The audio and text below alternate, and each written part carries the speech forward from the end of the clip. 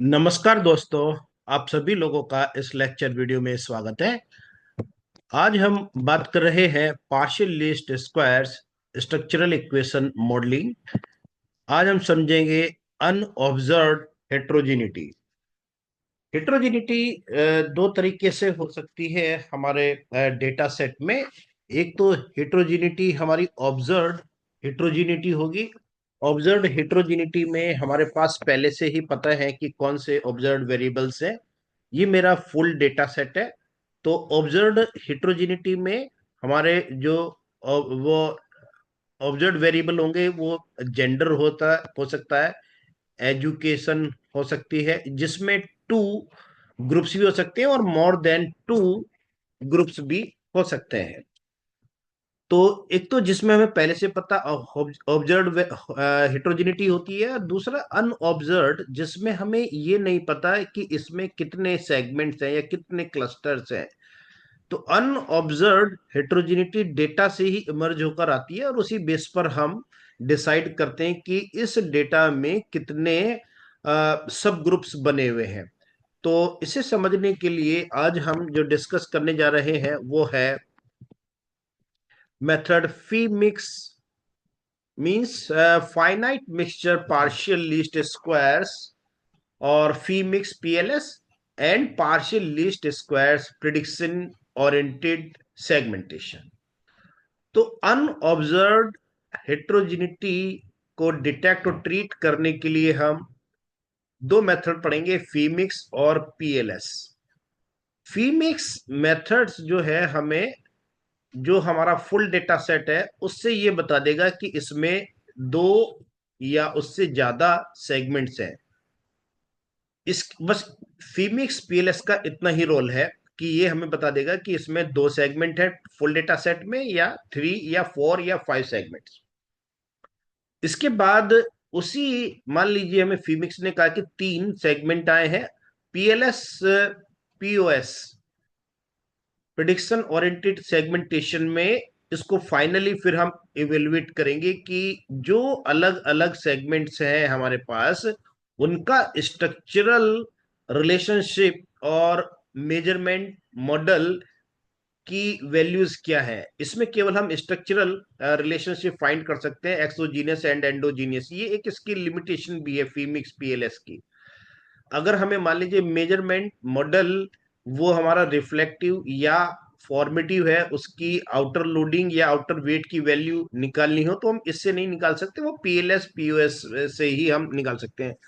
तो unobserved heterogeneity में फीमिक्स PLS एक तरीके की प्री रिक्विजिट है, और पीएलएस पीओएस की। विदाउट फीमिक्स पीएलएस हम पीएलएस पीओएस नहीं कर सकते, और पीएलएस पीओएस जो है हम विदाउट फीमिक्स पीएलएस नहीं कर सकते। उसके कुछ रीजन है, क्योंकि ये हमको नंबर ऑफ सेगमेंट बना के देगा कि कितने सेगमेंट को आप जो है फर्दर एनालाइज करोगे। अभी अगर हम डायरेक्ट, जब तक हमें पीएलएस पीओएस में सेगमेंट नहीं पता तो हम उसमें सेगमेंट नहीं बना सकते अपनी मर्जी से।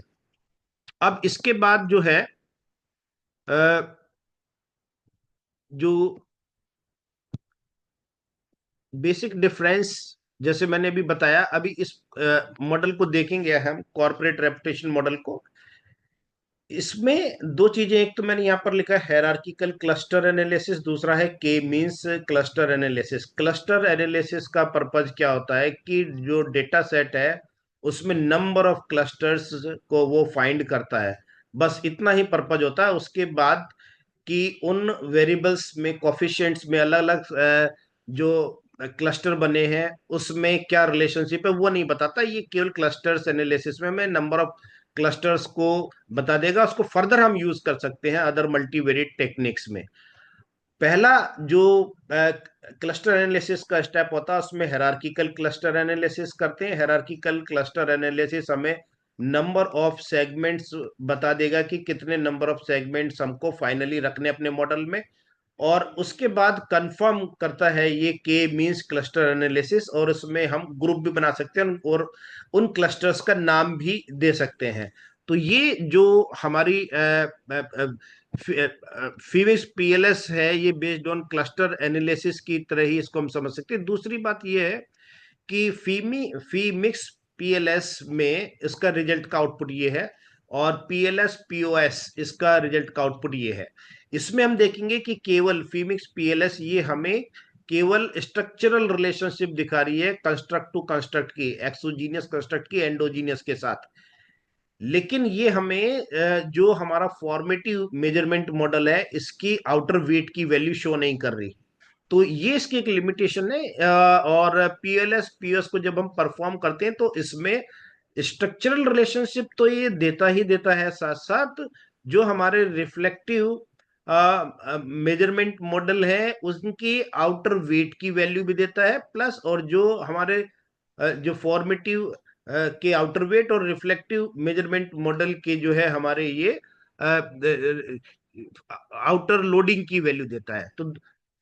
तो इस तरीके से इसमें हम मेजरमेंट मॉडल और प्लस फॉर स्ट्रक्चरल रिलेशनशिप दोनों को ही हम आइडेंटिफाई कर लेते हैं। अब इसको समझने के लिए हमने 4 पार्ट्स में डिवाइड किया लेक्चर को, कि कॉन्सेप्ट क्या है एन ऑब्जर्व हेट्रोजिनिटी का, evaluation procedure, analysis and interpretation and reporting the results।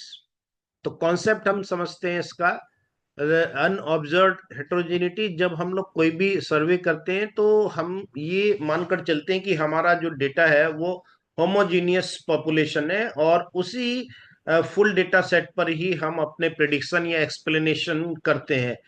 लेकिन अगर हम देखें ये एजम्पशंस हमारा ठीक नहीं है कि सारे डेटा होमोजीनियस है। रियल वर्ल्ड में जो है हम देखेंगे कि जो इंडिविजुअल का बिहेवियर है या कंपनीज है या कोई भी हमारा ऑब्जेक्ट हो सकता है वो आपस में डिफरेंट है। इसलिए अलग अलग ग्रुप के लिए अलग अलग मॉडल, अलग अलग हम प्रिडिक्शन करेंगे कि एक मॉडल जो हम यूज कर रहे हैं एक ग्रुप के लिए, वो जरूरी नहीं है कि दूसरा जो ग्रुप है वही मॉडल हमारा सेम प्रिडिक्शन करे, तो उसमें अलग अलग हो सकती है। तो अगर हेट्रोजिन तो हमारे जो डेटा में हेट्रोजिनिटी होती है, अब वो हेट्रोजिनिटी अलग अलग ग्रुप्स में हम जो है उसको फाइंड करेंगे कि एक ग्रुप की जो होमोजेनिटी होगी वो दूसरे ग्रुप से अलग होगी होमोजेनिटी, और आपस में दोनों ग्रुप जो है हेट्रोजीनियस होंगे।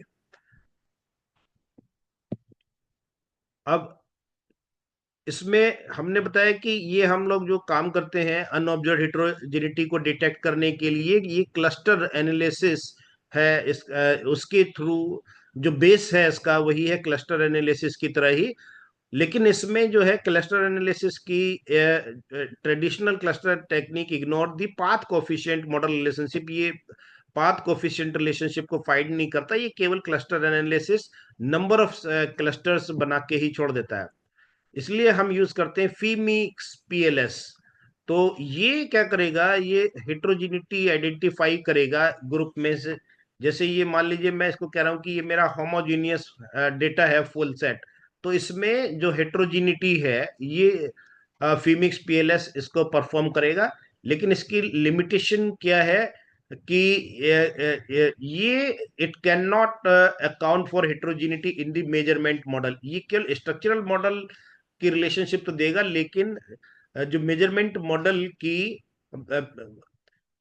हिट्रोजिनिटी को नहीं फाइंड कर पाएगा। तो इसको इसका ओवरकम करने के लिए एक दूसरी अप्रोच है प्रिडिक्शन ओरिएंटेड सेगमेंटेशन पार्शियलिस्ट स्क्वायर। तो ये इसकी जो लिमिटेशन है फीमिक्स पीएलएस की, वो हम ओवरकम करके पीएलएस पीओएस यूज करते हैं, जिसमें मेजरमेंट मॉडल और जो फॉर आपका स्ट्रक्चरल रिलेशनशिप दोनों फाइंड कर लेते हैं। फीमिक्स पीएलएस या अनऑब्जर्व हेट्रोजिनिटी को डिटेक्ट करने के लिए इसे हम 2 स्टेज में करेंगे। पहले स्टेज में फीमिक्स पीएलएस यूज करेंगे। फीमिक्स पीएलएस हमें नंबर ऑफ सेगमेंट्स देगा, और उन्हीं नंबर ऑफ सेगमेंट्स को फिर हम यूज करेंगे पीएलएस पीओएस में। तो ये हमारे 2 स्टेप्स में या 2 स्टेजेस में इसे हम कर सकते हैं, और ये दोनों एक दूसरे की कॉम्प्लीमेंट्री है, इसको हम अलग नहीं कर सकते। ना फीमेक्स पीएलएस के थ्रू हम अपने डेटा में नंबर ऑफ सेगमेंट्स को आइडेंटिफाई करेंगे, ना पीएलएस पीओएस के थ्रू। इन दोनों को साथ में ही यूज किया जाता है। इवोल्यूशन प्रोसीजर में इसको हमने 5 पार्ट्स में डिवाइड किया है। पहले स्टेप में फी मिक्स पीएलएस प्रोसीजर यूज करेंगे, फिर determine the number of segment कितने होने चाहिए। स्टैटिस्टिकली इवोल्यूशन करने के बाद हमें नंबर ऑफ सेगमेंट्स पता चलेंगे। फिर पीएलएस पीओएस प्रोसीजर यूज करके explain the latent segment structure, इसमें हम लोग एक्सप्लेनेटरी वेरिएबल आइडेंटिफाई करेंगे, और फाइनली जो अलग अलग सेगमेंट्स बने हैं उनका स्ट्रक्चरल और मेजरमेंट मॉडल को हम इवेल्युएट कर सकते हैं। तो इसमें फीमिक्स पीएलएस की जो प्रोसीजर है, इसमें सबसे पहले हम लोग पहले 1 सेगमेंट सॉल्यूशन लेंगे, फिर 2 सेगमेंट, और ये डिपेंड करेगा कि कितने सेगमेंट लें, तो ये सैंपल साइज के ऊपर।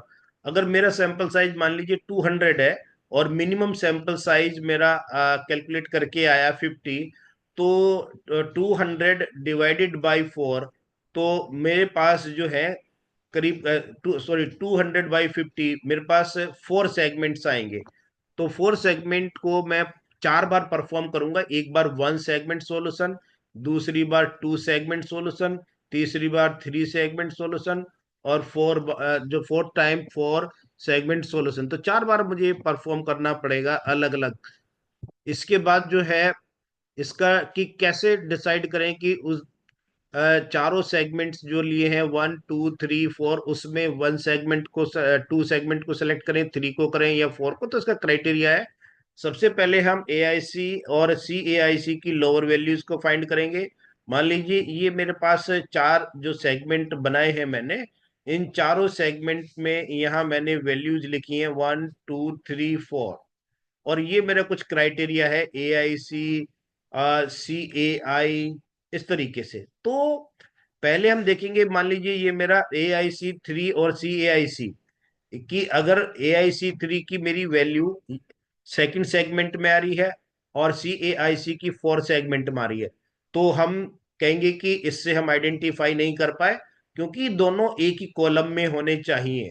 फिर हम चेक करेंगे AIC3 और BIC।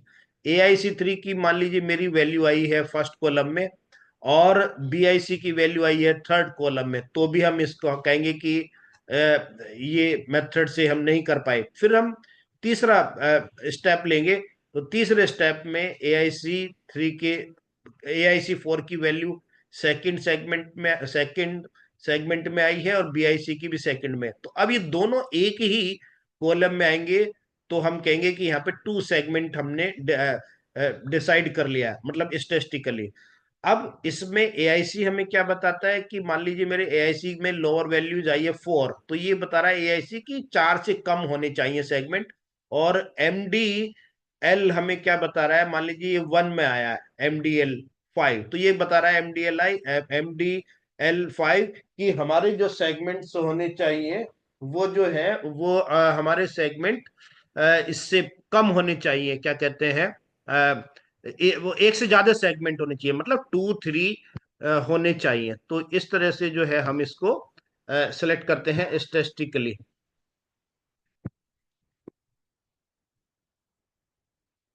अब इसके बाद जो है हम, ये हमारे इसके नोटेशंस की फुल फॉर्म है। अब थर्ड स्टेज में हम क्या करेंगे, पीओएलएस पीओएस को रन करते हैं। अब थर्ड स्टेज में देखिए पीएलएस पीओएस प्रोसीजर यूज करेंगे। इससे हमें ये पता चल गया फीमेक्स पीएलएसए की नंबर ऑफ सेगमेंट्स हमें 2 या 3 जितने भी आए हैं वो लेने हैं, और इसमें एज ए इनपुट उसको हमें यूज करना है। इसके बाद जो है फोर्थ स्टेज में एक्सप्लेनेटरी वेरिएबल हमें फाइंड करना है। और एक्सप्लेनेटरी वेरिएबल फाइंड करने के बाद हम लोग इसमें जो हमारे फिफ्थ स्टेज है उनकी रिलेशनशिप देखेंगे अलग अलग ग्रुप में। अगर 2 सेगमेंट है, एक सेगमेंट में वो मॉडल स्ट्रक्चरल रिलेशनशिप क्या है, दूसरे ग्रुप का मॉडल की स्ट्रक्चरल रिलेशनशिप क्या है, वो हम फाइंड आउट करते हैं, देखते हैं कि क्या इसमें कोई सिग्निफिकेंट, मतलब इसमें कोई डिफरेंस आ भी रहे हैं या नहीं। ठीक है। तो अब हम एनालिसिस ऑफ फीमिक्स पीएलएस में यूज करेंगे कॉर्पोरेट रेपुटेशन मॉडल। और ये जो कॉर्पोरेट रेपुटेशन मॉडल हमने लिया है, a primer on partial least squares structural equation modelling, ये बुक है, हेयर की बुक है। इसमें हम लोग ये अप्लाई करेंगे। और इसमें जो इस मॉडल को इसको समझने के लिए कुछ रिसर्च पेपर भी हैं जो हमें पढ़ने चाहिए, अच्छे रिसर्च पेपर हैं। ये मैं रिसर्च पेपर भी देख सकता हूँ। यहाँ पर दो रिसर्च पेपर हैं। पहला है identifying and treating unobserved heterogeneity with FIMIX PLS. और दूसरा जो रिसर्च पेपर है ये इनका थ्योरेटिकल है। इसमें इन्होंने बताया कि कैसे स्टेप्स हम लें। तो इसी रिसर्च पेपर के बेस पर ही ये लेक्चर वीडियो है।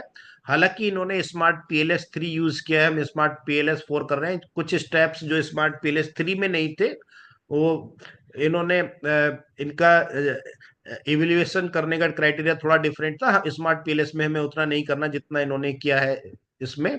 तो ये एक रिसर्च पेपर है। यही स्टेप्स को लेके मैं इन्हीं स्टेप्स के बेस पर मैंने अपना ये लेक्चर डेवलप किया है। ये तो इसमें डिटेल में दिया है, बहुत अच्छा रिसर्च पेपर है। तो फीमिक्स पीएलएस और पीओएस को समझने के लिए हमें इन रिसर्च पेपर को जरूर पढ़ना चाहिए। इसमें इन्होंने कॉर्पोरेट रेपुटेशन मॉडल जो है इसी को लेके एक्सप्लेन किया है कि पहले कैसे हम फी मिक्स पीएलएस से नंबर ऑफ सेगमेंट आइडेंटिफाई करें, और पीएलएस पीओएस में फिर उनको हम कैसे यूज करें। तो और इसके बाद फाइनली ये हमारे पास इसका इंटरप्रिटेशन जो रिजल्ट है, ये रिपोर्टिंग हम इस तरीके से अपने डेटा की कर सकते हैं। ठीक है ना। तो मैं बात कर रहा था अपने ये आ गया। तो हमारी जो केस स्टडी है कॉर्पोरेट रेपुटेशन मॉडल, इसमें हम लोग जो है इसको एनालिसिस करेंगे। इसमें सबसे पहले पीएलएस एल्गोरिथम का यूज हम इसलिए करेंगे, हमें लेटेंट स्कोर चाहिए, रॉ स्कोर परफॉर्म करने के लिए। फिर जी पावर से हम सैंपल साइज डिटरमाइन करेंगे, FIMIX PLS segmentation, cross tab use करेंगे एसपीएसएस के थ्रू, फिर प्रिडिक्शन ओरिएंटेड सेगमेंटेशन, और फाइनली बूट स्ट्रैपिंग। एक स्टेप और हम कर सकते हैं, मल्टी ग्रुप एनालिसिस। मतलब जब दो हमारे पास वो आ जाएंगे फाइनली सेगमेंट, उनका नाम रख सकते हैं, और नाम रख लिए तो वो ऑब्जर्व वेरिएबल की तरह ट्रीट करके फिर हम फाइनली देखेंगे कि दोनों जो सेगमेंट है, क्या उन दोनों सेगमेंट के स्ट्रक्चर रिलेशनशिप के जो पाथ कोफिशिएंट है उसमें सिग्निफिकेंट डिफरेंस है या नहीं है। ठीक है ना। तो इस तरीके से हम जो है मल्टी ग्रुप एनालिसिस में भी इनको यूज कर सकते हैं। अब पहला जो स्टेप है इसमें वो है रन दी फीमिक्स पीएलएस प्रोसीजर। इसमें फर्स्ट स्टेप में हम देखेंगे कि रॉ स्कोर हमें इसका लेना है। तो मैं अब इसको अ, ये मेरे पास स्टेप बाय स्टेप में करूंगा। पहला स्टेप, फिर इसको ये मेरे पास देखिए मेरा ये फोल्डर है। इस फोल्डर में फीमिक्स पीओएस, ये मेरा वो है मॉडल है जो आप देख रहे हैं, कॉर्पोरेट रेपुटेशन का मॉडल। चार हमारे पास एक्सोजीनियस है, चारों के चारों फॉर्मेटिव कंस्ट्रक्ट्स हैं, और तीन हमारे पास रिफ्लेक्टिव कंस्ट्रक्ट्स हैं, कॉम्पिटेंस, कस्टमर लॉयल्टी और कॉम्पेटिबिलिटी। ठीक है। तो इसमें हमें ये देखना है कि जो डेटा सेट है मेरे पास उसमें कितने सेगमेंट, क्या है ये मॉडल कि पूरे जो फुल डेटा सेट में एप्लीकेबल है, या इसका इस मॉडल को हम टू ग्रुप या थ्री ग्रुप में भी डिवाइड करके दे सकते हैं कि एक ग्रुप में इस तरीके की रिलेशनशिप है, दूसरे में ये रिलेशनशिप है, तीसरे में क्या अलग अलग रिलेशनशिप है अलग अलग सेगमेंट्स में या नहीं। यही हमारा पर्पज है इस लेक्चर का, फीमिक्स पीएलएस और पीएलएस पीओएस का समझने का। तो सबसे पहले पीएलएस एल्गोरिथम हमने किया, इससे मुझे लेटेंट स्कोर चाहिए। और ये मेरा जो है स्टार्ट कैलकुलेशन, स्टार्ट कैलकुलेशन करने के बाद मेरे पास ये आ गया लेटेंट स्कोर। अब मैं क्या करूंगा, ये मैंने कॉपी करके मेरे पास जो डेटा सेट है, डेटा सेट उस डेटा सेट में मैं ये अपना जो स्कोर है ये पेस्ट कर दूंगा जो मेरे पास आया है अभी। तो मैंने वहां से डेटा सेट लिया है। डेटा सेट में ये देखिए, ये मेरे पास डेटा या तो ये मैंने यहाँ पे पेस्ट कर दिया। तो पेस्ट करने के बाद ये इसको मैं हटा देता हूं, ये मेरे पास वैल्यू आ गई। ठीक है, अब मैं जो एनालिसिस करूंगा, अब मुझे ये वाली फाइल अपने अपने उसमें इंपोर्ट करनी है। ठीक है ना। तो हालांकि मेरे पास जो डेटा सेट है मैंने पहले से ही ये किया हुआ है, मेरे पास जो फाइल है, तो मुझे इंपोर्ट करने की जरूरत नहीं है इस फाइल को। तो ये जो डेटा है ये मैंने इसको इंपोर्ट कर लिया। ठीक है, जो मेरी अभी फाइल थी उसको फिर से। अब इसके बाद हमें सेकंड स्टेप में क्या करना है, लेटेंट स्कोर तो हमने कर लिया। फिर इसके बाद जो है, लेटेंट स्कोर के बाद हमें सैंपल साइज डिटरमाइन करना है कि क्या कितने नंबर ऑफ सेगमेंट बनाए प्रोबेबली। तो यहां इन्होंने दिया है कि जैसे 336 का डेटा है और मिनिमम सैंपल साइज आया है इसमें 55। और जब 336 को डिवाइड किया 55 से तो 6.10 आ रहा, लेकिन ये बहुत ज्यादा है, 6 सेगमेंट। तो इसलिए इसको कॉम्प्लेक्स, जितने ज्यादा सेगमेंट बनाएंगे उतना ज्यादा जो है हमारे वो जितने सेगमेंट होंगे उतनी ज्यादा कॉम्प्लेक्सिटी हो जाएगी डेटा सेट में। तो इसलिए हमने कंसिडर किया है 1 to 5 सेगमेंट ही हम इसमें बनाएंगे। और ये जी पावर से देखिए हमने इसको निकाल के इसमें 55 कर लिया। तो इसको हम ऐसे भी कर सकते हैं, यहाँ देख सकते हैं, ये मेरे पास जी पावर से कैलकुलेट कर लेते हैं। यहाँ आपके लीनियर मल्टीपल रिग्रेशन, और मुझे टू टेल चाहिए। टू टेल में इफेक्ट साइज 2.25, और नंबर ऑफ प्रिडिक्टर्स मेरे पास 7 है। एक एंडोजीनियस है, 7 मेरे पास एक्सोजीनियस है। तो यहां मैंने 7 लिख दिया और कैलकुलेट किया। कैलकुलेट करने के पास मेरे पास यहाँ पे 55 आ गया है। ठीक है, तो ये 55 मिनिमम सैंपल आ गया है। और जो मेरे पास सैंपल साइज है अपना वो है 335, तो उसको करके 6 आ गया। तो लेकिन हमने कहा कि 5 ही हमें लेना है, क्योंकि जितने ज्यादा सेगमेंट बनाएंगे उतना ज्यादा कॉम्प्लेक्सिटी हो जाएगा। तो अब मुझे 5 बार रन करना है 1 सेगमेंट का। पहले 1 सेगमेंट सॉल्यूशन, 2 सेगमेंट सॉल्यूशन, और फिर 5 बार करना है। तो पहले अब हम determine the number of segments. Number of segment को मैंने, ये मेरा 1 सेगमेंट का रिजल्ट आ गया। 1 सेगमेंट में हमें 3 चीजें चाहिए। एक तो आर स्क्वायर की वैल्यू, दूसरी जो है ये टेबल चाहिए जिसमें ए आई सी 3 की वैल्यू है, और एक नंबर सेगमेंट में कितना सैंपल साइज है। ठीक है, तो सेगमेंट साइज अब मैं इसको परफॉर्म कर रहा हूँ। 5 बार परफॉर्म करना। देखिए पहले ये हमने 1 सेगमेंट के लिए लिया, फिर 2 सेगमेंट के लिए R square value, segment sizes, और फिर ये एवेल्यूशन क्राइटेरिया की टेबल ले लिया हमने। फिर 3 सेगमेंट में R square, segment sizes, evaluation criteria table, 4 segment evaluation criteria table आ गई। इस तरीके से 5 बार रन करने के बाद अब फिर उसके बाद फाइनली हमें अपनी टेबल इस तरीके से बनानी है: segment 1, segment 2, segment 3, segment 4 and segment 5। ठीक है, तो मैं 1 बाई 1 करके चलता हूं, और फिर इसमें हम इवेल्युएट करेंगे 5 टाइम्स।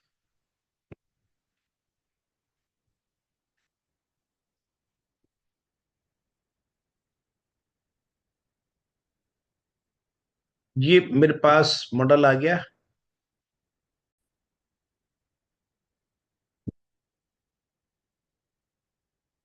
Calculate FIMIX segmentation. तो पहले हमें करना है वन सेगमेंट के लिए स्टार्ट कैलकुलेशंस। एक तो इसमें आर स्क्वायर की वैल्यू हमें लेनी है, ये आर स्क्वायर आ गया, ये कॉपी करके पेस्ट कर देंगे। फिर मॉडल सिलेक्शन क्राइटेरिया, ये मैंने कॉपी कर लिया, और कॉपी करने के बाद इसे हम जो है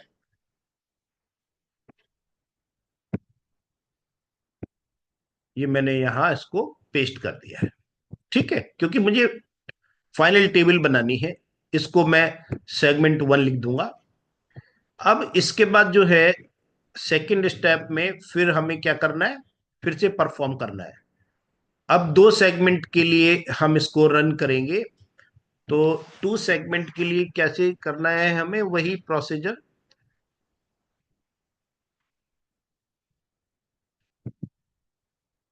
कैलकुलेट फीमिक्स। अब ये टू सेगमेंट हमने किया, स्टार्ट कैलकुलेशंस, और ये मेरे पास एनालिसिस होकर आ गया। तो इसमें एक तो आर स्क्वायर की टेबल आ गई, जिसमें वेटेड सेगमेंट वन और सेगमेंट टू की टेबल्स है, और इसको कॉपी करके हम पेस्ट कर देंगे। दूसरा, ये तो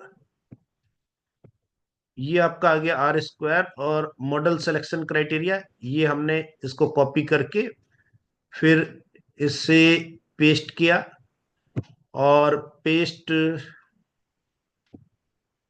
एक्सेल शीट में ये मैंने यहां पर लिया, और ये मेरा सेगमेंट टू का आ गया है। ठीक है, इसको इस तरीके से मैंने यहाँ इसको डिलीट कर दिया, तो ये मेरा सेगमेंट वन हो गया, सेगमेंट टू हो गया, इस तरीके से। तो इसको चार बार परफॉर्म करने के बाद इसमें फाइव टाइम्स हमें परफॉर्म करना है, तो हम टेबल बना लेंगे यहाँ से। एक तो मॉडल सिलेक्शन से ये टेबल चाहिए हमें, मॉडल सिलेक्शन क्राइटेरिया टेबल, और दूसरा आर स्क्वायर की वैल्यू। तीसरी एक चीज और हमें लेना है, सेगमेंट साइजेस। ये जो हमारा फाइनल रिजल्ट्स में आप देख रहे हैं, सेगमेंट साइजेस, ये कितना 50, पहले वाले सेगमेंट में 51.5% रेस्पोंडेंट है, और सेकंड वाले में 48.5%। और ये जो है रेस्पोंडेंट का असाइनमेंट है कि कौन किस इसमें है। तो इस तरीके से एक तो ये सेगमेंट साइजेस, ये हमें इसमें से लेना, बस तीन चीजें लेंगे। अब इसके बाद फिर से हमें करना है ये थर्ड के लिए, ये थर्ड सेगमेंट, यहाँ पर तीसरा सेगमेंट लिया, स्टार्ट कैलकुलेशंस। फिर इसमें से हमें एक तो आर स्क्वायर लेना है, इसकी टेबल चाहिए, फिर मॉडल सिलेक्शन क्राइटेरिया, और फिर सेगमेंट साइजेस। ठीक है, तीन सेगमेंट में इतना आ रहा है। फिर फोर्थ टेबल ये आपकी आ गई, फाइनाइट मिक्सचर। इसमें अब हम लेते हैं चौथी, चार सेगमेंट के लिए, फोर सेगमेंट के लिए। और फिर इसमें तीन चीजें लेना है हमें, आर स्क्वायर, ये देखिए R square, model selection criteria, और आपका सेगमेंट साइजेस। तो ये साइजेस इतने इतने परसेंट लोग इतने सेगमेंट में आ रहे हैं। फिर पांचवी बार भी हमें परफॉर्म करना है, तो इसको हमने यहाँ ये लिया फिफ्थ में, और ये स्टार्ट कैलकुलेशंस। और कैलकुलेशंस के बाद हमारे पास फिर ये आ गया, फिर आर स्क्वायर लेना है हमें, मॉडल सिलेक्शन क्राइटेरिया टेबल लेना है, और फिर सेगमेंट साइजेस। अब इनको सबको हमने एक्सेल में ले लिया, और फाइनली मेरे पास जो रिजल्ट आया वो हम इसको यहाँ पर एक्सप्लेन करेंगे। देखिए ये क्या क्या रहा है। पहला हम बात करते हैं एक सेगमेंट की, वन सेगमेंट। वन सेगमेंट का मतलब है कि full data set, full data set में ओरिजिनल हमारा जो आर स्क्वायर की वैल्यू आ रही है चारों कंस्ट्रक्ट की, वो सेम आएगी, उसमें वेटेड आर एवरेज स्क्वायर भी सेम आएगा, उसमें कोई प्रॉब्लम नहीं है। इसके बाद जो सेकंड टेबल है मॉडल सिलेक्शन क्राइटेरिया की, इसमें ये वैल्यूज आ गई हैं सभी की। अब हमने टू जब सेगमेंट बनाए, तो एक तो ओरिजिनल आर स्क्वायर आ गया, दूसरा वेटेड। यहां हमें ये ध्यान देना है कि वेटेड एवरेज जो है R square, coefficient of determination जो है, इसकी वैल्यू ओरिजिनल आर से ज्यादा होनी चाहिए। तो यहाँ पर देखिए सारी वैल्यू जिसकी ग्रेटर है। दूसरा, जो सेगमेंट वन आया इसकी value weighted average R square से ज्यादा होनी चाहिए। तो ये देखिए यहाँ भी इनकी सारी वैल्यूज ज्यादा आ रही है, इसकी वैल्यू कम हो सकती है जो सेगमेंट टू है या सेगमेंट थ्री। दूसरा, सेगमेंट साइज हमें क्या बता रहा है कि इसमें 51.5% है पहले सेगमेंट में लोग, और दूसरे वाले सेगमेंट में 48.5% है। तो इस तरह से हमें अपनी थर्ड टेबल में भी देखना है कि आर स्क्वायर की वैल्यू आप देखिए, वेटेड आर स्क्वायर की वैल्यू ओरिजिनल आर स्क्वायर से ज्यादा है और सेगमेंट वन की वैल्यू इससे ज्यादा है weighted R square, weighted average R square से। और सेगमेंट साइज देख रहे हैं कि पहले में 45.3% लोग आ रहे हैं, सेकंड सेगमेंट में 44.3% एंड थर्ड में 10.4%। इसी तरीके से चौथी ये फोर्थ टेबल को भी देखेंगे, इसमें भी आर स्क्वायर की value, weighted average R square की वैल्यू से ज्यादा है। और फिर फिफ्थ टेबल में भी हमारी वेटेड आर स्क्वायर की वैल्यू ज्यादा है ओरिजिनल आर स्क्वायर से। चलिए, ये इससे हमने फाइनल टेबल अपनी जो है क्रिएट कर ली है। फाइनल टेबल क्रिएट करने के बाद अब हमें करना क्या है, मॉडल सिलेक्शन क्राइटेरिया। देखिए, मॉडल सिलेक्शन क्राइटेरिया में हमने बताया है कि सबसे पहले हम तीन स्टेप में इसको देखते हैं। अगर पहले स्टेप नहीं होता तो सेकंड में। तो पहले हमें कि नंबर ऑफ सेगमेंट कितना होता है, पहला तो जो है हम चेक करेंगे हमारा AIC3 एंड CAIC। ठीक है, इनकी लोअर वैल्यू। तो सबसे पहले ए आई सी थ्री हमारा ये वाला है ना। अब इसकी, इसमें मिनिमम वैल्यू सबसे ज्यादा है, कम किसकी है, इस रो में देखेंगे हम लास्ट वाले की। तो ये मेरा आ गया ये 2796। सी ए आई सी ये गया। अब इसमें सबसे मिनिमम वैल्यू कहाँ है, ये 2929 है। देखिए, ये सबसे, इस पूरी रॉ में ये मिनिमम है। तो क्या ये दोनों एक ही कॉलम में है, नहीं। तो ये इस क्राइटेरिया से हम फाइंड नहीं कर पाए नंबर ऑफ सेगमेंट। अब दूसरा इसमें क्या है क्राइटेरिया, वो है AIC3 एंड BIC। अब AIC3 में देखिए सबसे कम वैल्यू किसमें, ये वाली वही है, फिर से वही आ रहा है आपका। और दूसरा BIC, BIC में ये इसकी सबसे कम वैल्यू आ रही है। तो क्या ये दोनों वैल्यूज एक ही कॉलम में आ रही है, नहीं। अब हम तीसरे क्राइटेरिया से देखते हैं, ए आई सी 4 एंड BIC। तो AIC4 देखिए, AIC4 की मिनिमम वैल्यू आ गई आपकी सेकंड सेगमेंट में से, और BIC की वैल्यू भी सेकंड सेगमेंट में। तो ये एक ही दोनों एक ही कॉलम में आ गई। तो हम कहेंगे कि सेकंड जो सेगमेंट टू है वो होने, दो सेगमेंट होने चाहिए, इस फुल डेटा सेट को टू पार्ट में डिवाइड करना चाहिए। लेकिन अभी बात हमारी खत्म नहीं हुई है, क्योंकि जो हमने AIC में जो मिनिमम वैल्यू देखी, AIC में मिनिमम वैल्यू कितनी है, 2703। तो ये क्या बता रहा है हमें AIC, कि पांच से कम सेगमेंट होने चाहिए, मतलब चार हो, तीन हो, दो हो, एक हो। फिर हम आते हैं MDL, इसमें मिनिमम वैल्यू कितनी है, 3308।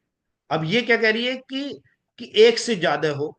एक से ज्यादा हो का मतलब या तो दो हो, तीन हो, या चार हो। ठीक है, तो अब ये आ गया हमारे पास दो, तीन, चार। तो ये ठीक है, हमारा टू सेगमेंट आ रहे हैं, कोई प्रॉब्लम नहीं इस क्राइटेरिया के हिसाब से। फिर जो एंट्रोपी है, एंट्रोपी से हमने जो चेक किया, एंट्रोपी की वैल्यू ये कह रहा है कि पॉइंट, अगर पॉइंट 5 से ज्यादा है तब तो ठीक है, अदरवाइज जो है हम इसको नहीं चूज करेंगे। तो ये हमारा एंट्रोपी 0.5 से कम है। एंट्रोपी कह रही है कि नहीं, टू सेगमेंट आप नहीं सेलेक्ट कर सकते। आपकी अगर एंट्रोपी की वैल्यू 0.5 से ज्यादा होती तब तो ठीक था। अब हमें क्या करना पड़ेगा, तीन सेगमेंट। ये कह रहा है कि देखिए इसकी वैल्यू 0.5 से कम है, तो आप जो है ये तीन सेगमेंट, थ्री सेगमेंट को सेलेक्ट कीजिए। तो अब हम इसको थ्री सेगमेंट को सेलेक्ट करेंगे, और फिर उसमें देखेंगे कि क्या थ्री सेगमेंट हमारे थ्री सेगमेंट फिजिबल हैं हमारे या नहीं। तो इसमें हमने देखा कि जब थ्री सेगमेंट हम चूज करते हैं, तो थ्री सेगमेंट में प्रॉब्लम क्या आ रही है हमें, कि जैसे टू सेगमेंट की एक में तो 51.5%, दूसरे में 48.5%, ये तो ओके है। लेकिन थ्री सेगमेंट में पहले सेगमेंट में भी नंबर ऑफ रेस्पोंडेंट अच्छे हैं, सेकंड में भी, थर्ड में कम है 10% की। तो अब इसमें अगर ये मान लीजिए 25% होता और ये भी 30 के आसपास होता और ये 45 के आसपास, तब तब कहते कि ठीक है, इक्वल साइज के हैं मोर और लेस सभी, तो ये ठीक है। लेकिन ये बहुत कम सैंपल साइज है, 10% के आसपास है। क्लस्टर एनालिसिस में तो हम 10% से कम वाले को लेते ही नहीं है, तो ये भी 10% के आसपास है, तो इसलिए इसको नहीं लेंगे। तो फाइनली फिर हमें दो ही सेगमेंट हम इसको चुनेंगे। तो जितने भी सेगमेंट हम चुन रहे हैं उसके पीछे ये क्राइटेरिया होता है कि टू या थ्री हमने क्यों लिए। तो जैसे देखा, पहले सेगमेंट में 133 लोग आ रहे हैं, सेकंड सेगमेंट में 131 है, और थर्ड सेगमेंट में तो कुल 31 है, तो ये जो कि बहुत कम है, इसलिए इसको हम ड्रॉप करेंगे। अब ये रिजल्ट्स जो है, ये हमारे आ गए सेकंड के आ गए। जो दो सेगमेंट हमने सेलेक्ट किए हैं, तो इसमें देख लीजिए, वेटेड आर स्क्वायर की वैल्यू ज्यादा होनी चाहिए, वो है। दूसरा, सेगमेंट वन की वैल्यू वेटेड आर स्क्वायर से ज्यादा होनी चाहिए, वो भी है। ठीक है, तो कोई प्रॉब्लम नहीं। तो फाइनली हम जो इंटरप्रेट करेंगे वो अपने टू सेगमेंट्स के रिजल्ट्स को ही हम करेंगे। ठीक है। तो इसके बाद जो है, ये देखिए आप, सेगमेंट टू और सेगमेंट वन दोनों में इनके पाथ कोफिशिएंट को हम यहाँ पर लिखेंगे। तो अभी मैंने पाथ कोफिशिएंट नहीं निकाले थे। अब मैं सेकंड को लेके, मतलब टू सेगमेंट को लेके, हम लोग जो है इसके पाथ कोफिशिएंट को भी रिपोर्ट करेंगे। तो ये मैं दोबारा से इसको, ये किया मैंने स्टार्ट कैलकुलेशंस। अब ये मेरे पास पाथ कोफिशिएंट आ गए, पाथ कोफिशिएंट ये। ठीक है, तो इसको कॉपी करके, ये मेरा, ये तो ओरिजिनल है। ओरिजिनल का मतलब होता है, ओरिजिनल पाथ कोफिशिएंट का मतलब फुल डेटा सेट का है। दो सेगमेंट में हमारे पास ये आ गए, तो ये इनकी जो वैल्यू है, इसको कॉपी करके हम पेस्ट कर देंगे। हालांकि अभी इसको हमें कोई इंटरप्रेट नहीं करना है, अभी केवल ये हमने समझने के लिए यहाँ पर इसको लिया है। जो फाइनली इंटरप्रेट करेंगे वो पीएलएस पीओएस के रिजल्ट करेंगे। तो यहाँ भी हमने केवल बताया कि इनमें भी डिफरेंस है, लेकिन स्लाइटली डिफरेंस आ रहा है। स्टेटिस्टिकली कितना डिफरेंस है दोनों सेगमेंट में, वो तो हम मल्टी ग्रुप एनालिसिस के थ्रू कर पाएंगे। तो इसमें फीमिक्स पीएलएस ने हमें बताया कि हम जो हेट्रोजीनिटी स्ट्रक्चरल मॉडल की ही कर सकते हैं, और ये मेजरमेंट मॉडल की नहीं कर सकते। अब हम आ जाते हैं partial least square prediction oriented segmentation, third step में। थर्ड स्टेप में हमें क्या करना है, जैसे दो, हमें पता चल गया कि दो सेगमेंट आएंगे, पीएलएस पीओएस, ये एक सेगमेंट बना, दूसरा segment PLS POS segment two, और ये इनके आ गए रिलेटिव सेगमेंट साइज। तो इसको हम परफॉर्म कर लें पहले, फिर उसके बाद जो है इसको एक्सप्लेन करेंगे। तो ये मेरे पास अ,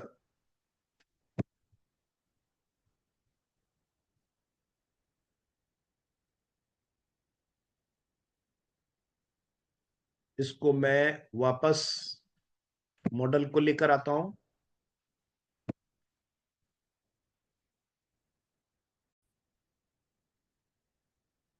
तो अब हम पीएलएस पीओएस यूज करेंगे, calculate prediction oriented segmentation two stage, by default यहाँ पर आ रहा है। और ये भी चेक करना है कि ये फीमिक्स सेगमेंटेशन अगर डिफॉल्ट में कई बार नहीं शो करता है, अगर ये जब ओपन करेंगे बाय डिफॉल्ट नहीं शो कर रहा है, तो इसमें हम ये सेलेक्ट कर लेंगे sum of all construct weighted R square, और फाइनली स्टार्ट कैलकुलेशंस।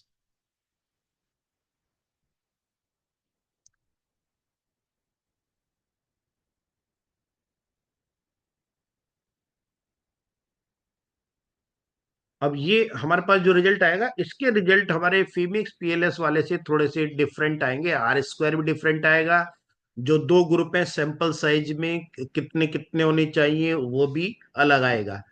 तो यहाँ देखिए हमने ये लिया है आर स्क्वायर। ये आर स्क्वायर की वैल्यूज कॉपी करके यहाँ पे देखिए, वेटेड आर स्क्वायर की वैल्यू ओरिजिनल आर स्क्वायर से ज्यादा है, और यहाँ जो सेगमेंट वन है इसकी वैल्यू वेटेड आर स्क्वायर से ज्यादा है। एक चीज हम और देख रहे हैं कि ये जो है हमें आउटर वेट और आउटर लोडिंग की वैल्यू भी दे रहा है। जैसे यहाँ पे आप देख रहे हैं पाथ कोफिशिएंट की वैल्यू दे रहा है, और हमारे जो मेजरमेंट मॉडल हैं उनकी भी वैल्यू दे रहा है। ठीक है ना। तो इसमें ये सेगमेंट टू आ गया। आउटर लोडिंग की वैल्यू भी देखिए इसमें आ गई हमारे पास, जबकि आउटर लोडिंग की वैल्यू उसमें नहीं आती है। जो फीमिक्स पीएलएस में उसमें शो नहीं करता है, ये देखिए इसमें यहाँ पर लेकिन आ रही है। खैर, यहाँ से हमें चाहिए एक तो देखिए पाथ कोफिशिएंट, ये पाथ कोफिशिएंट लिस्ट वाला आ गया। ये कॉपी करके हम जो है इसे पेस्ट कर लेंगे, प्लस दूसरा जो है एक आर स्क्वायर की वैल्यू चाहिए, ये हमारी आर स्क्वायर की टेबल आ गई। और इसमें सेगमेंट असाइनमेंट ये है ना, इसके इसमें सेगमेंट साइजेस भी आप देख सकते हैं, पहले ग्रुप में 191, दूसरे में 145। तो हमें ये सेगमेंट साइजेस भी चाहिए। तो तीन वैल्यू ही इसमें हम लेंगे। तो ये कॉपी करके हमने इसको पेस्ट कर दिया, और पेस्ट करने के बाद इसमें एक ये आपका आ गया पीएलएस। ये पीएस का साइज, हाँ, ये हमारे पास वो आ गए हैं इसकी वैल्यूज आर स्क्वायर की। चलिए खैर, तो ये अब हमें रिपोर्टिंग करनी है अपने रिजल्ट्स की। यहाँ पर हम देखेंगे कि जो रिजल्ट्स आए हैं इसमें वेटेड आर स्क्वायर की वैल्यू और ग्रुप साइजेज आ गया हमारा 56.845 और दूसरे में 43.11%। तो यहाँ हमें बता रहा है कि देखिए जो ये दो सेगमेंट हैं, और इनकी वैल्यू इतनी है, और आर स्क्वायर की वैल्यू भी जो ओरिजिनल आर स्क्वायर से ज्यादा है। ठीक, ये हमारे पाथ कोफिशिएंट आ गए। पाथ कोफिशिएंट हमने भी बताया कि यहाँ से हम पाथ कोफिशिएंट्स की वैल्यू ले लेंगे। जो हमारा पाथ कोफिशिएंट है इसका लिस्ट पे जाएंगे और यहाँ से कॉपी करके पेस्ट कर देंगे हम लोग। तो यहाँ ये जो वो है पाथ कोफिशिएंट की, यहाँ पर हम देख रहे हैं कि जैसे ओरिजिनल जो डेटा सेट है, फुल डेटा सेट में जो कॉम्पिटेंस एंड कस्टमर लॉयल्टी की वैल्यू बड़ी वीक आ रही है 0.011। लेकिन जब, और हम सोच रहे हैं कि ये तो वेरिएबल काम ही नहीं करना, इफेक्टिव नहीं है, पर इसमें ये देखिए काफी इफेक्टिव है। सेगमेंट वन में जो काफी कंट्रीब्यूट कर रहा है ये, और सेगमेंट टू में भी काफी कंट्रीब्यूट कर रहा है कि -0.302 इसका कोरिलेशन है, पाथ कोफिशिएंट है। तो दूसरा माइनस प्लस से कोई फर्क नहीं पड़ता, हायर वैल्यू होनी चाहिए। या तो माइनस में लोएस्ट वैल्यू हो, लोएस्ट का मतलब -1 के आसपास हो या +1 के आसपास हो, अच्छी ट्रीट की जाती है।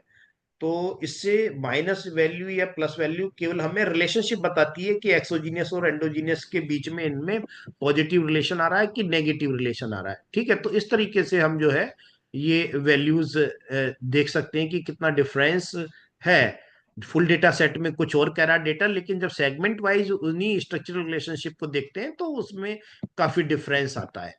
ठीक है, तो ये हम इस तरीके से इसको रिपोर्ट कर देंगे कि कुछ में ज्यादा वैल्यू आ रही है, किस में कम आ रही है, कहीं पॉजिटिव रिलेशन दिखा रहा है, कहीं नेगेटिव भी दिखा रहा है। फोर्थ स्टेज में हमें क्या करना है कि एक अपना जो ग्रुप पीएलएस पीओएस जो है, और उसमें एक अपना एक वो लेना है एक्सप्लेनेटरी वेरिएबल भी। तो यहाँ पर सर्विस प्रोवाइडर, और ये एक इसको हम एक्सप्लेनेटरी वेरिएबल की तरह लेंगे। लेकिन अभी हमें क्या करना है, एक जो वैल्यू आई होगी उसमें पीएलएस पीओएस ग्रुप हमें क्रिएट करना है अपने डेटा सेट में। तो पहले मैं उसको बना लेता हूं। ये मेरा जो है,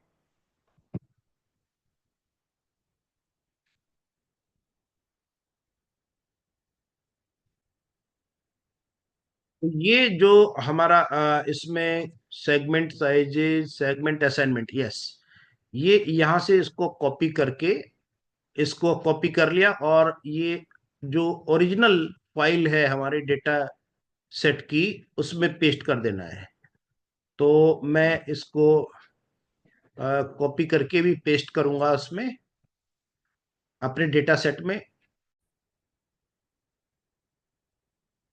तो ये देखिए, मैंने यहाँ पर अभी इस डेटा सेट में इसको पेस्ट कर दिया, और इसको हटा के यहाँ हम लिख लेंगे, सॉरी, PLS, PLS, POS, ठीक है।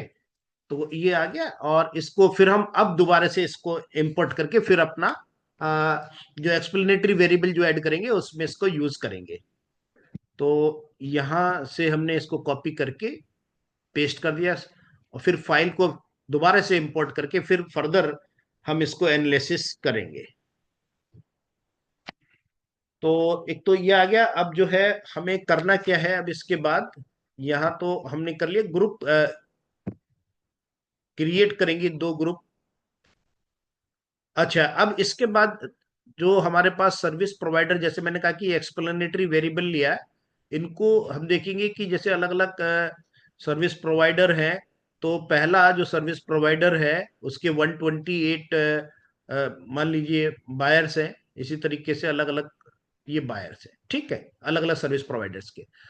तो हमें पहले ग्रुप में कितने लोग लेने? 3 सर्विस प्रोवाइडर के लोग। क्योंकि देखिए यहाँ पहले ग्रुप में ज्यादातर लोग, जैसे 81 है, सेकंड ग्रुप में 47, इसमें 71 है, 52, तो इसमें 22 है, इसमें 21 है कुल, इसमें 17 है, इसमें 25।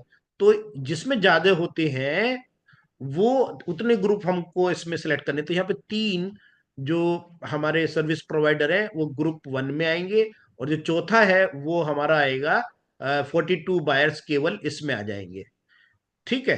तो अब ये अगर हम इनको ले लेते हैं इस तरीके से, तो 59% तो हमने ले लिया है उसमें, और लेकिन इसमें जो ग्रुप 2 में ये बहुत कम लोग आए हैं, ठीक है। तो अब ये वैल्यू आएंगी कैसे, जो हमने यहाँ पे शो की है, 81, 71, ठीक है। तो इसमें SPSS का यूज करके क्रॉस टेबुलेशन से हमें ये संख्या फाइंड आउट करनी है कि किस सर्विस प्रोवाइडर के लोग ग्रुप 1 में आ रहे हैं और ग्रुप 2 में कितने हैं उसी सर्विस प्रोवाइडर के। तो कैल analysis, descriptive statistics, cross tab, और ये सर्विस प्रोवाइडर, और आपका ये जो PLS, POS, ये इधर आ गया। सेल्स में जाएंगे, इसमें हमें केवल टोटल परसेंटेज लेनी है, बाकी की कोई आवश्यकता नहीं है। ओके, और ये मेरे पास इसका आउटपुट आ गया। हालांकि मैंने फ्रीक्वेंसी में दिखाया है, लेकिन आप चाहें तो परसेंटेज में भी दिखा सकते हैं। देखिए 81, 71, 22, 191 वन सेगमेंट में है, और 145 और दूसरे सेगमेंट में लोग हैं, और किस में कितने कितने हैं ये भी आ गया। तो ये जो वैल्यू मेरे पास आई है वो SPSS में क्रॉस टैब करके हम ये टेबल प्राप्त कर सकते हैं। और इसके बाद जो है, ये हमने बताया कि इसमें 59 आ गए, लेकिन जो सर्विस प्रोवाइडर सेकंड ग्रुप में आ रहा है उसके ऑब्जर्वेशंस तो बहुत कम है। तो इसलिए इसको बैलेंस करने के लिए हम क्या करेंगे कि मर्ज कर देंगे थर्ड और फोर्थ को। थर्ड और फोर्थ जो हमारे सर्विस प्रोवाइडर हैं उसको एक सेगमेंट में ले लेंगे, सर्विस प्रोवाइडर 1 और 2 को एक सेगमेंट में ले लेंगे। इसलिए हम 2 सेगमेंट बना देंगे, और हमारा एक्सप्लेनेटरी वेरिएबल जो है यहाँ पर क्या है? Service provider. अब एस्टिमेट सेगमेंट स्पेसिफिक। अब हमें क्या करना है? अपनी टेबल प्रिपेयर करनी है जिसमें service provider 1+2 and service provider 3 और 4 हमें लेना है। तो इसके लिए हम क्या करेंगे? पहले अपने जो ये हमारा डेटा सेट है, डेटा सेट पर जाएंगे। ये हमारा डेटा सेट आ गया, देखिए। डेटा सेट में डबल क्लिक जब करेंगे तो जनरेट ग्रुप। तो जनरेट ग्रुप करने से हमें चूज करना है पहले सर्विस प्रोवाइडर और सर्विस प्रोवाइडर ये अप्लाई कर देंगे। अप्लाई करने के बाद जो है यहाँ जैसे हम देख रहे हैं, मैंने तो बनाया हुआ था पहले, फिर से बना दूंगा यहाँ में। तो ये एडिट करेंगे, एडिट में यहाँ पर लिख देंगे हम service provider, service provider, service provider 1+1+2। ठीक है। और ये 1+2 किससे कम है? ये 3 से कम है ना। तो यहां पर लिख देंगे is lower than 3। Lower than 3 के जो है वो 1 ग्रुप में आ जाएंगे। अब दूसरा ग्रुप, इसकी मुझे कोई आवश्यकता नहीं है ग्रुप 2 की, क्योंकि मैं इसको ले चुका हूं। अब मैं ये ग्रुप 3 और 2 को मर्ज, 3 और 4 को मर्ज कर रहा हूं। तो ये एडिट, यहाँ मैंने service, service provider, service provider 3+4 service, और ये 3+4 हायर किससे है? ये आपके 2 से हायर है। तो ये मैंने ले दिया, ये लिख दिया यहाँ पे दिस। और मुझे इसको मैं ऑलरेडी ले ही चुका हूं, तो मेरे पास दो ग्रुप आ गए, है ना। एक में 251 केसेस है, दूसरे में 85 केसेस आ गए जब दोनों को मैंने मर्ज किया। ठीक है। अब मैं वापस आ जाता हूं। वापस आने के बाद अब जो है हमें इसमें जो बूट स्ट्रैपिंग करनी है। ठीक है, बूट स्ट्रैपिंग। तब मेरे पास देखिए, इसके बाद हमें क्या करना है, ये बूट स्ट्रैपिंग यहाँ पे लिखा है हमने, दोनों ग्रुप हमने क्रिएट कर लिए। और बूट स्ट्रैपिंग के बाद मेरे पास इस तरीके से पाथ कोफिशिएंट आएंगे इस ग्रुप के, सर्विस प्रोवाइडर 1+2 जो मैंने नाम दिया। या इसमें हम कोई और भी नाम दे सकते हैं, ऐसा नहीं है। ये तो मैंने समझने के लिए केवल अभी सर्विस प्रोवाइडर 1+2 लिख दिया। इसमें हम कोई अपने हिसाब से जो भी कन्वीनियंट नाम हो वो हम दे सकते हैं। इसी तरीके से ये सर्विस प्रोवाइडर 3+4 ग्रुप सेकंड, है ना। आप ऐसे भी ले सकते हैं ग्रुप 1 ग्रुप 2। तो इसमें भी ये वैल्यूज आ गई। तो ये अभी इसको हम इसमें परफॉर्म करके ये वैल्यूज को लेकर आते हैं। तो जैसे ये हम देख रहे हैं कि इसमें पहले कॉलम में ओरिजिनल जो डेटा सेट है उसके पाथ कोफिशिएंट है, और बाकी पाथ कोफिशिएंट ये ये ग्रुप 1 के कोफिशिएंट है, ओरिजिनल नहीं है, ये ग्रुप के हैं, फर्स्ट ग्रुप के। तो ये स्टैटिस्टिकली सिग्निफिकेंट है या नहीं है, ये पी वैल्यू से पता चल जाएगा। तो इसमें कुछ स्ट्रक्चरल रिलेशनशिप देखिए सिग्निफिकेंट आ रही है पी वैल्यू के थ्रू। हालांकि मैंने दो को ही शो किया है कि ये एक नॉट सिग्निफिकेंट आ रही है रेड वाली, एक ग्रीन वाली सिग्निफिकेंट है। हालांकि कई हमारे यहाँ पे देखिए 0 0 सिग्निफिकेंट है, जो 0.05 से ज्यादा है वो नॉट सिग्निफिकेंट है। इसी तरीके से दूसरे ग्रुप में भी कुछ सिग्निफिकेंट है, कुछ नॉट सिग्निफिकेंट है। चलिए अब ये वैल्यूज कैसे आई है ये हम इसको परफॉर्म कर लेते हैं।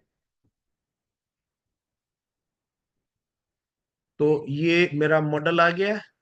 मॉडल में मैंने कैलकुलेट बूट स्ट्रैपिंग, यहाँ पीएलएस सेटिंग, डेटा, डेटा आ गया। तो डेटा में मैंने ये यहाँ पर टिक कर दिया दोनों ग्रुप डेटा सेट। अगर मैं टिक नहीं करूंगा तो मेरे पास कंप्लीट डेटा सेट के रिजल्ट आएंगे, अलग अलग ग्रुप के नहीं आएंगे। तो अब मेरे पास दोनों अलग अलग ग्रुप के आ गए। ये स्टार्ट कैलकुलेशन, स्टार्ट कैलकुलेशन के बाद जो है जो थोड़ा सा समय लेता है बूट स्ट्रैपिंग में। तो इससे हमें ये पता चल जाएगा इस स्टेप से कि जो दो ग्रुप बनाए उनके पाथ कोफिशिएंट दोनों में सेम आ रहे हैं स्ट्रक्चर रिलेशनशिप, या अलग अलग आ रहे हैं। तो कुछ एक ग्रुप में कुछ रिलेशनशिप सिग्निफिकेंट है, दूसरे ग्रुप में कुछ रिलेशनशिप सिग्निफिकेंट है। दोनों में सेम नहीं है सिग्निफिकेंट रिलेशनशिप। कि जैसे मान लीजिए दो वेरिएबल में हमारी सिग्निफिकेंट आ रही है, उसमें भी दो सिग्निफिकेंट आ रही है, ऐसा नहीं है, सेम नहीं होंगी। कुछ रिजल्ट बस आपको शो कर रहा हूँ, थोड़ा सा ये टाइम ले लेता है, क्योंकि इसमें हमने जो है outer weight, outer loading, measurement model की भी वैल्यूज हम इससे फाइंड कर सकते हैं अलग अलग ग्रुप के थ्रू। अब ये आ गया। तो ये पाथ कोफिशिएंट अभी मेरे को क्या शो कर रहा है, ये पूरा ओरिजिनल डेटा का। ओरिजिनल डेटा का मतलब है कि देखिए मैंने फुल डेटा सेट पे किया है, तो इसमें कुछ रिलेशनशिप मेरी सिग्निफिकेंट आ रही है, कुछ नहीं आ रही। अब यहाँ पे मैं जब लेफ्ट में जाऊंगा कॉर्नर में, यहाँ पर आप देखेंगे ये कंप्लीट की जगह यहाँ क्या लिखा है, सर्विस प्रोवाइडर। ये सर्विस प्रोवाइडर आ गया, है ना। सर्विस प्रोवाइडर 1+2 यहाँ पे लिखा लेफ्ट कॉर्नर में। तो अब यहाँ देखिए तीन चीजें होंगी, मैं फिर से इसको शो कर दूं। ये एक तो हमारा जो है यहाँ पर ये इसमें ये मेरा आ गया सर्विस प्रोवाइडर 1+2 के रिजल्ट, है ना। अब फिर जब मैं इसको क्लिक करूंगा, आगे टिक करूंगा, तो फिर मेरे पास दूसरे रिजल्ट आ जाएंगे। इसको मैंने कॉपी करके पेस्ट कर लिया, इसको, है ना। तो फिर इसके बाद जो है ये सर्विस प्रोवाइडर, ये आ गया आपका 3+4। इसको भी मैं कॉपी करके पेस्ट कर लूंगा। इसमें भी कुछ रिलेशनशिप सिग्निफिकेंट है और कुछ नहीं है। जैसे हम ये देखें कि पहला अट्रैक्टिवनेस एंड कॉम्पेटिबिलिटी में ये सिग्निफिकेंट आ रहा है, लेकिन जब इसको मैं सर्विस प्रोवाइडर 1 से देखूं करके चेक, तो ये सिग्निफिकेंट नहीं आ रहा। तो मतलब दोनों का परसेप्शन अलग अलग है। और कंप्लीट डेटा सेट क्या कह रहा है? कंप्लीट डेटा सेट कह रहा है मेरा कि ये रिलेशनशिप जो है सिग्निफिकेंट नहीं है। लेकिन जब हमने इसको डिवाइड किया टू ग्रुप में, तो एक में सिग्निफिकेंट दिखा रहा है, एक में हमारा सिग्निफिकेंट नहीं दिखा रहा। अगर हम फुल डेटा सेट को लेके इंटरप्रेट कर देंगे, तो फिर तो वो इनएक्यूरेट एक्सप्लेन कर पाएगा रिजल्ट, है ना। तो इसलिए ये सेगमेंटेशन करना जरूरी है। तो एक तो हमने ये दोनों वैल्यूज यहाँ से ले ली, और दूसरी बात मैं ये कह रहा था कि ये हमें जो है ना उसके भी रिजल्ट दे देता आउटर लोडिंग के। जैसे ये देखिए, आउटर लोडिंग के आगे रिजल्ट यहाँ पर, है ना। और ये आउटर वेट के भी आ गए, जो फॉर्मेटिव हमारे इंडिकेटर्स हैं। जबकि जब हम वो परफॉर्म करते हैं फीमिक्स पीएलएस, मैं फिर परफॉर्म करके दिखा रहा हूँ, देखो। फीमिक्स इसमें नहीं आएंगे हमारे रिजल्ट आउटर लोडिंग के और आउटर, देखिए इसमें कहीं भी रिजल्ट हमारे आउटर वेट और आउटर लोडिंग के नहीं आ रहे, मतलब मेजरमेंट मॉडल के नहीं आ रहे। खैर, अभी हमने वो जो रिजल्ट वहां से लिए थे उसको हमने पेस्ट कर दिया अपने पीपीटी में, और ये मेरे पास जो रिजल्ट्स आए हैं ये हम देख सकते हैं इस तरीके से। तो कहने का मतलब है कि इससे हमारे पास कुछ रिजल्ट सिग्निफिकेंट आ रहे हैं, कुछ सिग्निफिकेंट नहीं आ रहे हैं दोनों। अब फर्दर क्या दोनों के जो कॉफिशिएंट्स हैं, अब देखिए क्वेश्चन ये है कि जो दोनों के क्या कॉफिशिएंट सिग्निफिकेंट है या नहीं। तो इसके लिए हमें मल्टी ग्रुप एनालिसिस करना पड़ेगा कि अगर मैं ये जो मेरा ग्रुप है इसके कॉफिशिएंट और इसके कॉफिशिएंट के ग्रुप का डिफरेंस लूं, और, है ना, तो क्या वो सिग्निफिकेंट है या नहीं है, फिर मैं इसको मल्टी ग्रुप एनालिसिस के थ्रू परफॉर्म कर सकता हूं। तो यहाँ ये जो मेरी टेबल है, यहाँ मैंने इसको इंटरप्रेट कर दिया है, और इसमें हम जो देख रहे हैं ये मेरी आर स्क्वायर की वैल्यूज हैं दोनों की, और ये ओरिजिनल मॉडल की आर स्क्वायर की वैल्यूज है। और ये वेटेड हमने निकाल लिया आर स्क्वायर की वैल्यू जो दोनों सेगमेंट की आई है। पहले सेगमेंट में इतना है। अब जैसे मुझे ये 0.642 निकालना है वेटेड एवरेज, तो ये कैसे निकालेंगे? ये जो हमारा है 0.646 कॉम्पिटेंस, और इससे मल्टीप्लाई कर देंगे हम इसका 0.747 और प्लस 0.654 इंटू इसका कितना आ रहा है, ये पॉइंट, जो सैंपल है जो 0.53, तो ये हमारा आ जाएगा इससे 0.648। इसी तरीके से इसके लिए भी हम निकाल सकते हैं। तो यहाँ जो वेटेड आर स्क्वायर की वैल्यू है वो इससे ज्यादा होनी चाहिए। लेकिन ज्यादा तो है, क्या ये सिग्निफिकेंटली बहुत ज्यादा है? ये हमें हम यहाँ देख रहे हैं कि बहुत ज्यादा सिग्निफिकेंट तो ये नजर नहीं आ रही। ठीक है। तो ये मेरा रिजल्ट है मल्टी ग्रुप एनालिसिस का, और इसमें हम देख रहे हैं कि केवल जो टू टेल से हमने चेक किया तो केवल एक ही रिलेशनशिप सिग्निफिकेंट आ रही है। बाकी जो दोनों ग्रुप में सारी रिलेशनशिप मोर और लेस सेम है, तो हेट्रोजीनिटी कहीं नजर नहीं आ रही इस डेटा में, है ना। तो अब ये मल्टी ग्रुप एनालिसिस को मैं और परफॉर्म कर दूं, ये मेरे पास आ गया result multi group analysis boot strap, और सर्विस प्रोवाइडर 1+2 और सर्विस प्रोवाइडर 3+4 स्टार्ट कैलकुलेशंस।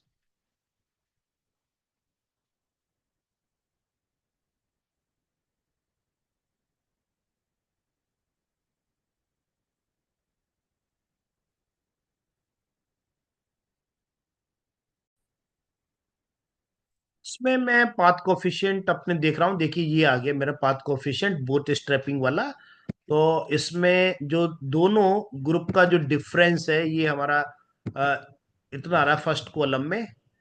और लास्ट वाले कॉलम में देखिए केवल हमारे यहाँ दो ही रिलेशनशिप ऐसी आ रही हैं जो सिग्निफिकेंट आ रही हैं, बाकी में कोई सिग्निफिकेंट डिफरेंस नहीं है। तो इससे भी हमें पता चल रहा है कि हेट्रोजीनिटी तो नहीं है, डेटा तो होमोजीनियस ही हमारा इसमें आ रहा है। मल्टी ग्रुप एनालिसिस से भी हमें यही पता चल रहा है। तो इसमें जो रिलेशनशिप, एक तो ये 0.042 आ रही है यहाँ पे, और दूसरा ये 0.025 भी है, ये भी सिग्निफिकेंट है। एक ये भी सिग्निफिकेंट है हमारे पास 0.012। तो कुछ ही हमारे पास जहां 0.05 से कम वैल्यू देखेंगे वो हमारी सिग्निफिकेंट आ रही है। तो यहाँ पे देखिए, एक तो ये सिग्निफिकेंट आ रहा है, दूसरा जो है केवल एक ही सिग्निफिकेंट आ रहा है। और इंडिविजुअली अगर हम देखेंगे तो जो है, ये तो वन टेल पे किया है, ये टू टेल पे। ठीक है, वन टेल पे हमारी एक ये केवल सिग्निफिकेंट आ रही है और एक ये सिग्निफिकेंट आ रही है। तो मैंने टू टेल पे लिया है, टू टेल पे केवल एक ही वैल्यू सिग्निफिकेंट आ रही है और एक ये भी आ रही है 0.025। तो दो ही रिलेशनशिप हमारी आ रही है। एक तो ये सिग्निफिकेंट है और एक ये सिग्निफिकेंट है, जबकि वन टेल पे हमारी एक ये सिग्निफिकेंट आ रही है, इसमें रिजल्ट थोड़ा डिफरेंट आ रहा है। ठीक है, तो कहने का मतलब मोर और लेस सारे जो रिलेशनशिप है वो सेम आ रहे हैं। तो हेट्रोजिनिटी डेटा में कहीं दिख नहीं रही है, दोनों ग्रुप में वैल्यूज मोर और लेस सेम है। तो इसलिए हम कहेंगे कि जो डेटा है हमारा होमोजीनियस है, क्योंकि आर स्क्वायर की वैल्यू भी जो है वेटेड आर स्क्वायर की बहुत सब्सटेंशियल डिफरेंट नहीं है, बहुत सिग्निफिकेंटली डेटा को कोई अफेक्ट नहीं कर रहा है। तो हम कहेंगे इसमें हेट्रोजिनिटी डेटा सेट में हमारे पास नहीं है। ठीक है, तो थैंक यू वेरी मच। और ये हमारा लिटरेचर है, रेफरेंसेस जिनके बेसिस पर मैंने ये पेपर तैयार किया है। तो इसमें हम रिसर्च पेपर और ये जो बुक है इसमें इसकी थ्योरी जरूर पढ़ें, और तो हमें और अच्छा से कॉन्सेप्ट इसका समझ में आ जाएगा। और थैंक यू वेरी मच।